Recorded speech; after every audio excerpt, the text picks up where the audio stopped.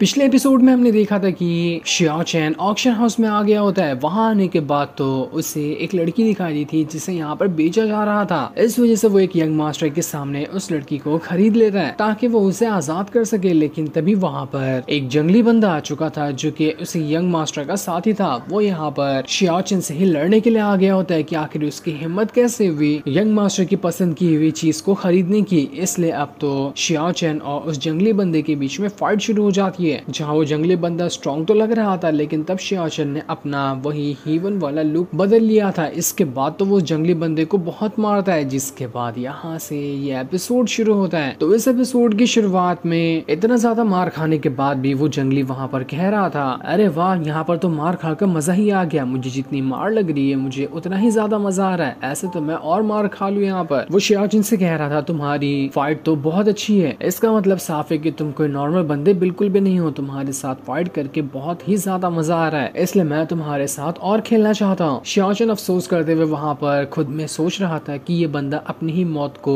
इतने ज्यादा जिद करते हुए अपने पास बुला रहा है। इसे पता नहीं कि मैं आसानी के साथ इसकी जान ले सकता हूँ। इसके बाद तो उस जंगली ने वहाँ पर अपनी बहुत ज्यादा पावर को एक्टिवेट करना शुरू कर दिया था। उस पावर का इस्तेमाल करते हुए वो शियाओ चैन के ऊपर अटैक करने की तैयारी करने लगता है। ये अटैक इतना स्ट्रॉन्ग था कि वहाँ पर तो भवंडर आ चुका था। उसके बाद पूरे भवंडर को कंट्रोल करते हुए वो जंगली बंदा सीधा शियाओ चैन की तरफ ही बढ़ जाता है। लेकिन जैसे वो भवंडर वहां पर आता, शियाओ चैन अपने उंगली का ही इस्तेमाल करते हुए उस पूरे के पूरे भवंडर को वहां पर गायब ही कर देता है, जिस वजह से तो भवंडर गायब हो चुका था। यहाँ तक कि जंगली भी शियाओ चैन के कंट्रोल में आ जाता है। लेकिन जंगली इतनी आसानी से हार नहीं मानने वाला था। वो दोबारा से वहां पर खड़े होकर अपनी वापस से पावर को एक्टिवेट करना शुरू कर देता है ताकि शियाओ चैन के साथ फाइट कर सके। इस बार भी उसने अपने स्ट्रॉन्ग अटैक को एक्टिवेट कर लिया था। वो आसपास की सारी चीजों को अपने अंदर डालते हुए सभी चीजों के साथ एक साथ ही शियाओ चैन की तरफ बढ़ जाता है। लेकिन शियाओ चैन अपनी पावर का इस्तेमाल करते हुए पूरे के पूरे भवंडर को कंट्रोल करता है और भवंडर को ही वहां पर गोल गोल घुमाते हुए बहुत ही दूर फेंक देता है। इस वजह से वो जंगली भी दूर फेंका चुका था। उसकी हालत खराब तो हो चुकी होती है, लेकिन फिर भी किस तरह का जल्लाद आदमी था कि वो हार मानने को तैयार नहीं था। इसलिए शियाओ चैन हर बार उसकी ख्वाहिश पूरा करते हुए बस उसे इधर उधर उठा उठा कर फेंके जा रहा था। इतनी मार खाने के बाद तो उस जंगली का अंचर पंचर ढीला हो जाता है, लेकिन फिर भी वो जल्दी हार नहीं मान रहा था। लगता है कि आज यहाँ पर ये मर कर ही अपनी हार मानेगा। शियाओ चैन भी मूड में था कि चल बेटा, आज तू आज यहाँ पे मरना ही चाहता है ना, तो मैं तेरी ये ख्वाहिश पूरी कर दूंगा। इसके बाद शियाओ चैन वहाँ पर जंगली को पकड़ता है और उससे बड़े प्यार से कहता है कि जंगली देख मेरे भाई, अब तेरा खेल खत्म हो गया। इसके बाद तो उसने वहाँ पर उठाकर ही उसे जमीन पर पटक दिया था। और एक बार में शियाओ चैन नहीं रुकता। उसे मारने के बाद वो उसे हवा में ले जाता है और वहाँ पर भी पटक पटक कर मार रहा होता है। अब तो यहाँ पर शियाओ चैन उसे तब तक नहीं छोड़ेगा जब तक कि वो यहाँ पर उस जंगली की जान ही ना ले ले। एक ही स्ट्रॉन्ग पंच मारते हुए उसने जंगली को ऐसा फेंका था कि जंगली तो जमीन में जाकर ही धंस जाता है। जिसके बाद शियाओ चैन जल्दी से अपना वही पुराना शियाओ चैन वाला कपड़ा पहन लेता है कि अगर यहाँ पर कोई आ गया तो उसके ऊपर शक कर लेगा। इसलिए उसने जल्दी जल्दी से पुराने वाले शियाओ चैन का कपड़ा पहन कर तैयार हो जाता है वहाँ पर, जहाँ वो उस जंगली को ऐसे नजरों से देख रहा था कि ऐसा लग रहा था कि अभी वो यहाँ पर जंगली को खा ही जाएगा। पता तो नहीं चलता कि जंगली मर गया या फिर जिंदा है, लेकिन वो जमीन के अंदर धंस जरूर गया था। दूसरी तरफ हम एल्डर फैंग को देखते हैं जो काफी ज्यादा पेट भरकर अपना खाना खा रहा था, क्योंकि वो अभी शेंजियान पीक कर ही अंदर आया होता है। वो यहीं पे आ रहा था। यहाँ आने के बाद वो किंग बाओ को सारी बात बता रहा होता है कि आखिर उसके सेक्ट में क्या हुआ। शियाओ चैन नाम का बंदा जो अजीब सा मास्क लगाया हुआ था, उसने मेरे सारे के सारे साथियों को बहुत ही बुरी तरीके से मारा और बड़ी मुश्किलों के साथ जो सेक्ट मैंने अपने हाथों में लिया था उसे मुझसे छीन लिया। लेकिन जहाँ तक अभी मुझे लगता है कि वो बंदा कहीं जा चुका होगा और जियानमिंग अभी भी सेक्ट के अंदर मौजूद है। तो मैं यहाँ पर ना तुमसे एक छोटी सी मदद मांगने के लिए आया हूँ कि तुम्हारे पास तो अभी भी वैसे काफी ज्यादा पावर है। मैं यहाँ पर तुम्हारा साथ दूंगा, हम दोनों मिलकर लेंगिन सेक्ट पे हमला कर देंगे ताकि तुम वहाँ से जियानमिंग को ले लेना और सेक्ट मुझे दे देना। इसी चीज के बारे में मैं यहाँ पर तुमसे बात करने के लिए आया था, तो बताओ कि मेरा ऑफर तुम्हें कैसा लगा। ये सुनकर तो किंग बाओ एकदम हैरान रह जाता है और वो वहाँ पर जोर से हंसते हुए कहता है, मेरे सिपाहियों यहाँ पर आओ और इस फैंग को पकड़ लो। इसलिए वहाँ पर बहुत सारे सिपाही आते हैं जिन सभी ने मिलकर यहाँ पर फैंग को पकड़ लिया था। वो उससे कह रहा होता है, मुझे तुम्हारी हरकत अच्छे से पता है, तुम यहाँ पर मुझे बेवकूफ बनाना चाहते हो। तुम्हें क्या लगता है कि मैं तुम्हारी बातों में आ जाऊंगा? ऐसा कभी नहीं होने वाला। मुझे पता है कि बाद में ना ही तुम मुझे अपना सेक्ट दोगे, नहीं जियानमिंग को दोगे, बस मेरा इस्तेमाल करोगे और उसके बाद अपनी उसी पुरानी वाली हरकत पे आ जाओगे। इससे मैं तुम्हारी बातों में तो बिल्कुल भी नहीं आने वाला। दूसरी तरफ वो जो लड़की होती है जिसे बेचने के लिए ऑक्शन हाउस में लाया गया था, वो अपनी चेन तोड़ने की कोशिश कर रही थी, लेकिन उससे वो चेन नहीं टूटती। तब वहाँ पर जियानमिंग चाकू लेकर आती है। ये देखकर तो वो लड़की घबरा चुकी थी कि कहीं यहाँ पर ये जियानमिंग मेरी जान न ले ले, क्या ये सच में मुझे मारने के लिए आई है क्या। लेकिन जियानमिंग उस लड़की की जान नहीं लेती, उल्टा उसकी चेन को वहाँ पर तोड़ देती है। जियानमिंग उस लड़की से कहती है देखो घबराओ मत, मेरे पास आओ, मैं तुम्हें कुछ नहीं करूंगी। वो लड़की बहुत ज्यादा डरी हुई भी थी, लेकिन तब भी उसे जियानमिंग पे थोड़ा थोड़ा भरोसा होने लगता है कि जियानमिंग सही लड़की है, वो उसे कुछ नहीं करेगी। इसलिए वो उसके साथ हो जाती है और वो दोनों वहाँ से भागना शुरू कर देते हैं। लेकिन जैसे वो दोनों भाग रहे होते हैं, वहाँ पर ऑक्शन हाउस का मालिक आ जाता है, जो उन दोनों से कहता है तुम और तुम्हारे साथी ने मिलकर मेरा पूरा का पूरा ऑक्शन हाउस बर्बाद कर दिया और तुम लोग इस तरह से अपनी जान बचाकर यहाँ से भाग रहे हो। नहीं, ऐसा तो मैं बिल्कुल भी नहीं होने देना चाहता। मैं तुम दोनों को यहाँ पर पकड़ लूंगा और तुम्हें ही बेचकर अपना जितना भी नुकसान हुआ है उसकी भरपाई करूंगा। जियानमिंग उससे कहती है देखो यहाँ पर झूठ मत कहो, तुम्हें उस जंगली को जाकर पहले पकड़ना चाहिए क्योंकि झगड़ा उसने ही शुरू किया था। अगर वो ऐसी हरकत ना किया होता तो तुम्हारा ऑक्शन हाउस बर्बाद भी नहीं होता। तुम यहाँ पर शियाओचन और मुझ पर इल्जाम लगा रहे हो, जबकि तुम्हें तो उस जंगली और उस यंग मास्टर के ऊपर इल्जाम लगाना चाहिए। लेकिन वो मालिक कह रहा था देख यहाँ पर मुझे बेवकूफ बनाने की कोशिश मत कर, जिसे मुझे लगेगा कि गलत है मैं उसी पे हमला करूंगा। और वैसे भी मैं यहाँ पर यंग मास्टर की फैमिली के साथ पंगा नहीं ले सकता, इसलिए मैं तुम लोगों को नहीं छोड़ूंगा। जिसके बाद तो उन लोगों ने जियानमिंग और उस लड़की को फिर से पकड़ना शुरू कर दिया था। जियानमिंग वहाँ पर उस मालिक से कहती देख यहाँ पर मुझे कुछ मत करना, वरना तुझे पता है ना कि शियाओशिन यहाँ पर आया तो वो तुम लोगों को नहीं छोड़ेगा। अगर अपनी जान की खैर चाहते हो तो मुझे कुछ मत करो। लेकिन तब भी वो लोग नहीं मान रहे थे, वो जियानमिंग को पकड़ने के लिए उसके पीछे ही पड़ जाते हैं। जियानमिंग उन सभी से बचकर वहाँ से भाग रही होती है और मौका मिलने पे वो उन सभी के ऊपर अटैक भी कर रही थी। लेकिन देखते ही देखते कई सारे लोगों ने वहाँ पर जियानमिंग और उस लड़की को चारों तरफ से घेर लिया था। वो बुरी तरह से फंस चुकी होती है। तब वहाँ पर उसी जंगली की एंट्री होती है। वो वहाँ पर आने के बाद कई सारे ऑक्शन हाउस के मालिक को ही मारने के बाद कह रहा होता है बता कि यंग मास्टर कहाँ है, उसे कुछ हुआ तो नहीं ना, वरना मैं तुम सबको मार डालूंगा। इन लोगों की बातों का फायदा उठाते हुए जियानमिंग और वो लड़की वहाँ से भाग रहे होते हैं, लेकिन तभी उनके ऊपर एक पिंजरा गिर जाता है, जिस वजह से वो लोग वहाँ पर कैद हो चुके थे। ऑक्शन हाउस का मालिक कह रहा था तुम जैसे चोरों को पकड़ने के लिए तो मेरे पास 1000 तरीके हैं, तो ये मत सोचना कि तुम लोग यहाँ पर आसानी के साथ मेरे चंगुल से बचकर भाग जाओगे। मैं तुम लोगों को कभी नहीं छोड़ने वाला जब तक कि मेरे नुकसान की भरपाई नहीं हो जाती। तभी वहाँ पर एंट्री लेकर शियाओचन आता है। वो ऑक्शन हाउस के मालिक से कह रहा था आखिर तेरा खर्चा कितना हुआ है उसका हिसाब बता। दूसरी तरफ हम उसी यंग मास्टर को देखते हैं जो अपने साथियों के साथ वहाँ पर उसी जंगली को ढूंढ रहा था कि यहाँ पर उसने शियाओचन को मारा भी या फिर नहीं। उसे वहाँ पर जमीन में बना हुआ गड्ढा दिखाई देता है जिस पर ही गिरकर जंगली की हालत खराब हुई थी। यंग मास्टर कह रहा था देखा मेरा जंगली कितना ज्यादा स्ट्रॉन्ग है, उसने शियाओचन को जमीन पे पटक कर इतना मारा कि जमीन ही धंस गई। लेकिन उसके साथ ही कह रहे होते यंग मास्टर जरा अपनी नींद से आंखें तो खोलिए, यहाँ पर ये गड्ढा शियाओचन की वजह से नहीं बल्कि उसी जंगली की वजह से हुआ है, जिसका मतलब साफ है कि शियाओचन ने ही जंगली को बहुत मारा। यंग मास्टर कह रहा था तुम्हें क्या लगता है कि जंगली को ऐसे कोई भी मार सकता है? इस पूरे के पूरे सिटी के अंदर वो जंगली सबसे ज्यादा स्ट्रॉन्ग था, तो मैं इस बात पे तो कभी यकीन ही नहीं कर सकता कि वो जंगली मार खाया होगा। उसके साथी लोग कहते हैं देखो यंग मास्टर हमने अपनी आंखों से देखा था कि वो मास्क वाला बंदा कुत्ते की तरह जंगली तो उस मास्क वाले बंदे के पास तो जा तक नहीं पाया और वहाँ जाने से पहले ही उस मास्क वाले बंदे ने उसे बहुत मारा। वो मास्क वाला बंदा इतना ज्यादा स्ट्रॉन्ग था कि उसकी पावर का अंदाजा भी नहीं लगाया जा सकता। ऐसा लग रहा था कि वो यहाँ पर अर्थ का बंदा तो है ही नहीं, वो हेवन से आया होगा, इतना ज्यादा स्ट्रॉन्ग था वो। जो सुनकर तो यंग मास्टर को भी काफी ज्यादा गुस्सा आ जाता है कि आखिर ऐसा कैसे पॉसिबल है। वो सोच रहा था कि अब मैं फादर को क्या बताऊंगा कि यहाँ पर मैंने कैसा कांड करवा दिया। यंग मास्टर सोच रहा था एक बार मेरे फादर ने बताया था कि कुछ दिन पहले यहाँ पर इसी सिटी के अंदर अचानक से बहुत ही ज्यादा स्ट्रॉन्ग बंदा आया है जिसके बारे में कोई नहीं जानता कि असल में वो कहाँ से आया, लेकिन ऐसा कहा जाता है कि वो बहुत ही ज्यादा स्ट्रॉन्ग है। कहीं ऐसा तो नहीं कि ये वही बंदा था मास्क वाला जिसने यहाँ पर मेरे जंगली की पिटाई कर दी। तभी उसे वहाँ पर पूरे के पूरे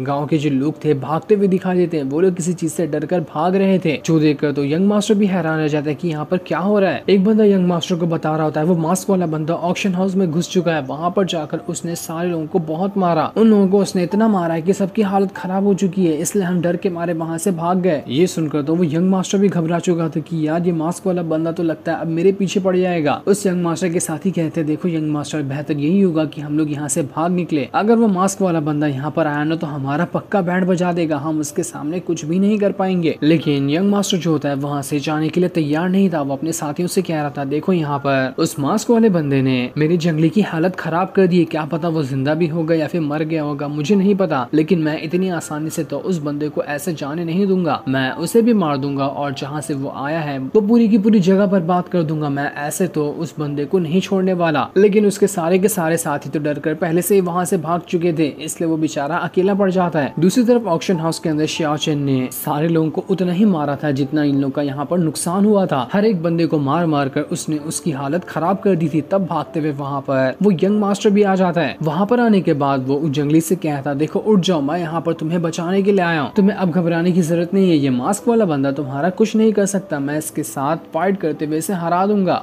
इसके बाद वो वहाँ से भागते हुए शियाओ चेन की तरफ ही बढ़ने लगता है ताकि वो उसके ऊपर हमला करते हुए उसे मार सके। लेकिन बेचारे का पैर जमीन पे फंस जाता है, इस वजह से वो शियाओ चेन के पास आने से पहले ही खुद भी गिर चुका था। बेचारे की तो वहाँ पर बहुत ही बड़ी बेइज्जती हो जाती है। शियाओ चेन उससे कहता, देख यहाँ पर तुम मुझसे फाइट करने आया ना, तो अपना चेहरा दिखा, लेकिन मुझे ये तू क्या दिखा रहा है। यंग मास्टर वहाँ पर शियाओ चेन से कहता, देख शियाओ चेन, मैं तुझे नहीं छोड़ूंगा, मैं ना एक यंग मास्टर हूँ, मेरे पास बहुत पावर है, रुक तुझे अपनी पावर का नमूना दिखाता हूँ। लेकिन शियाओ चेन ने 2 ही उंगली से उसे फिर से उठाकर दूर फेंक दिया था। जंगली वहाँ पर यंग मास्टर से कह रहा था, अरे यंग मास्टर, आपको पता नहीं कि मैं कितनी ज्यादा मार खा चुका हूँ, मुझे पता ही नहीं कि मेरी कितनी हड्डियां अभी सही सलामत है और कितनी टूट गई। जब मैं यहाँ पर इतनी मार खा चुका हूँ तो आप यहाँ पर क्यों आ गए मार खाने के लिए? लगता है आपको अपना प्यारा वाला चेहरा पसंद नहीं है, वो आपको भी मारकर मेरी तरह ही सुझा देगा। शियाओ चेन यंग मास्टर से कहता, अरे तुम तो जियान फैमिली के यंग मास्टर हो ना, तो भी तुम्हारे अंदर कोई मार्शल आर्ट की स्किल वगैरह नहीं है, कमाल है, क्या ही लूजर बंदे हो तुम। इस जंगली को लिए फिरते हो ताकि कहीं भी प्रॉब्लम आने पर वो तुम्हारा साथ दे, लेकिन जंगली भी तो कोई काम का नहीं है, तुम दोनों एक नंबर के नल्ले निकले चले थे अपनी शान पट्टी दिखाने के लिए। ये चीज तुम मुझसे बर्दाश्त नहीं हुई थी, इसलिए मैंने तुमको प्यार से छोटा सा गिफ्ट दे दिया, बोलो और गिफ्ट चाहिए या फिर इतने में ही तुम्हारा बस हो गया। वो यंग मास्टर से कहा था, मुझे पता है कि तुम कितनी भी कल्टीवेशन करते हो, लेकिन तुम्हारी कल्टीवेशन पावर नहीं बढ़ती क्योंकि तुम्हारे अंदर कोई बचपन से ही बीमारी है जो तुम्हारी कल्टीवेशन पावर को बढ़ाने में रोकता है। वो जंगली शियाओ चेन से कहा था, आखिर तुझे कैसे पता चला यंग मास्टर की बचपन की बीमारी के बारे में? तू कोई डॉक्टर है कि कल्टीवेटर है, तू है क्या? जिसके बाद शियाओ चेन वहाँ पर अपनी पावर का इस्तेमाल करते हुए उस यंग मास्टर को हवा में उठा देता है और उसके अंदर अपनी पावर ट्रांसफर करने लगता है। वो उससे ये भी कह रहा था कि जब तुम्हारे पास कल्टीवेशन पावर नहीं है तो बहुत से बहुत तुम 10 साल और जिंदा रहोगे, उसके बाद बीमारी के चलते मर जाओगे। जंगली को लग रहा था कि यहाँ पर शियाओ चेन क्या कर रहा है, इसलिए वो शियाओ चेन के ऊपर हमला करने की कोशिश करता है, लेकिन शियाओ चेन तो उसे उठा उठा कर दूर फेंक रहा था। शियाओ चेन यहाँ पर उस यंग मास्टर के अंदर जितनी भी बीमारी होती है जो उसे कल्टीवेशन करने से रोक रही थी, उन सारी की सारी बीमारियों को ठीक कर रहा होता है और कुछ ही मिनट के अंदर उसने वहाँ पर उसे पूरी तरह से ठीक कर दिया था। जंगली को लगता है कि यहाँ पर शियाओ चेन ने मेरे यंग मास्टर को मार दिया, इसी वजह से वो होश में नहीं आ रहा है। वो शियाओ चेन से कहता है, क्या किया तूने मेरे मास्टर के साथ, सच सच बता वरना मैं तुझे आज यहाँ पर जिंदा नहीं छोड़ूंगा। तभी यंग मास्टर जो होता है वापस से होश में आ जाता है। वो कह रहा था, अरे वाह, मेरे अंदर तो मैं अपने सारे के सारे मेरिडियन को महसूस कर पा रहा हूँ जो कि मैं बचपन से नहीं कर पाता था। ऐसा लग रहा है कि मेरी बीमारी यहाँ पर सही हो गई। आखिर ऐसा कैसे हो सकता है? दुनिया के बड़े से बड़े डॉक्टर यहाँ पर मेरा इलाज करना चाहते थे लेकिन मेरी बीमारी कभी ठीक नहीं हुई, लेकिन इस बंदे ने तो 1 सेकंड के अंदर मेरी बीमारी ठीक कर दिया। इस चीज से वो यंग मास्टर काफी ज्यादा खुश था कि अरे वाह, मेरी बीमारी ठीक हो गई, अब मैं भी अपनी कल्टीवेशन पावर बढ़ाने की कोशिश करूंगा। इस चीज के बारे में मैं तो बचपन से सोचता आया था लेकिन कभी पॉसिबल नहीं हुआ, पर अब लगता है कि मैं भी पावरफुल कल्टीवेटर बन सकता हूँ। मुझे किसी से डरने की कोई जरूरत नहीं पड़ेगी, ना ही जंगली जैसे बॉडीगार्ड की जरूरत पड़ेगी, अब तो मैं खुद ही पावरफुल बन जाऊंगा। शियाओ चेन वहाँ पर जंगली और यंग मास्टर से कहता, देखो यहाँ पर मैंने फोकट में तुम्हारा इलाज नहीं किया, मैं चाहता हूँ कि तुम लोग यहाँ पर मेरे सर्वेंट बनो और जो मैं तुमसे करने कहूंगा तुम्हें वो ही करना पड़ेगा। तो बताओ क्या तुम्हें यहाँ पर मेरे ये ऑफर मंजूर है? इसलिए वो दोनों शियाओ चेन के सामने झुकते हुए कह रहे होते हैं, शियाओ चेन मास्टर, अब से आप जो भी कहेंगे हम वो करने के लिए तैयार है, हम पूरी जिंदगी आपकी बातें मानेंगे और आपके गुलाम बनकर रहेंगे। तब वहाँ पर एक एल्डर आता है जो कि इसी ऑक्शन हाउस का एल्डर है। वहाँ पर आने के बाद वो कह रहा था कि देखो मेरे ऑक्शन हाउस के अंदर कितने सारे मेहमान आए हैं लेकिन मैं उनकी ठीक तरह से खातिरदारी नहीं कर पाया, इसके लिए मुझे माफ कर देना। ये एल्डर यहाँ पर बहुत ही ज्यादा पावरफुल लग रहा था जो कि उस ऑक्शन हाउस के मालिक से तो ज्यादा ही पावरफुल होगा और वो ऑक्शन हाउस के मालिक से भी ज्यादा सीनियर है। ऑक्शन हाउस का मालिक जो होता है एल्डर से कह रहा था, देखो यहाँ पर इस बंदे ने अपना सारा का सारा ऑक्शन हाउस बर्बाद कर दिया, सभी ट्रेजर को इसी मास्क वाले बंदे ने डिस्ट्रॉय किया है। लेकिन वो जो एल्डर होता है यहाँ पर फाइट करने के लिए तैयार नहीं होता किसी के साथ। वो कह रहा था इस यंग मास्टर की फैमिली इस सिटी की बहुत ही ज्यादा रिस्पेक्टेड फैमिली है, अगर उनकी वजह से यहाँ पर ऐसी कुछ प्रॉब्लम भी आ जाती है जैसे कि ट्रेजर वगैरह टूटना, तो ये कोई बड़ी बात नहीं है, मैं इसे वापस से यहाँ पर जमा कर लूंगा। लेकिन वो शियाओ चेन को देखकर काफी ज्यादा हैरान था। वो उससे कह रहा होता है, देखो यहाँ पर तुमने किसी भी तरह के वेपन का इस्तेमाल नहीं किया और अपनी पावर का इस्तेमाल करते हुए आधा से ज्यादा ऑक्शन हाउस डिस्ट्रॉय कर दिया। मुझे लगता है ना कि तुम्हारे पास बहुत ही ज्यादा अच्छी स्किल है, वो इतनी ज्यादा एक्स्ट्रॉर्डिनरी है जिसके बारे में लोगों ने कभी सुना तक नहीं होगा। तो मैं क्या कह रहा था, मैं तुमसे थोड़ा कुछ बातें कर, क्या तुम मेरे साथ शराब पीने के लिए चलना पसंद करोगे? हम वहाँ पर जाकर आराम से थोड़ी बातें करेंगे, क्योंकि मैं तुम्हारे बारे में कुछ जानना चाहता हूँ, क्योंकि तुम्हारे जैसे बंदे से मैं आज तक कभी नहीं मिला था। इनकी ये सारी बात एक बंदा ऑक्शन हाउस की छत पर छुपकर देख रहा था। सब चीज देखने के बाद वो ये खबर लिए अपने पक्षी को वहाँ पर उड़ा देता है कि शियाचेन इसी ऑक्शन हाउस के अंदर मौजूद है, और वो बर्ड जो होता है उसी